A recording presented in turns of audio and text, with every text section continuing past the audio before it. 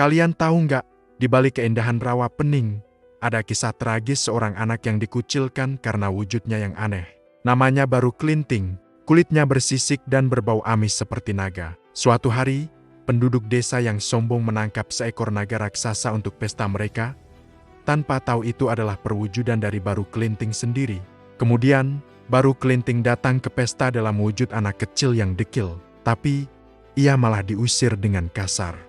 Hanya seorang nenek baik hati yang memberinya makan. Sebagai balasannya, Baru Klinting menyuruh nenek itu menyiapkan lesung sebagai perahu. Ia lalu menancapkan sebatang lidi ke tanah dan menantang penduduk untuk mencabutnya. Tak ada yang bisa. Saat ia mencabutnya sendiri, air bah menyembur deras, menenggelamkan seluruh desa. Hanya nenek itu yang selamat di atas lesung. Desa itu kini menjadi rawa pening, danau yang bening, sebagai pengingat agar kita tidak menghakimi seseorang dari penampilannya.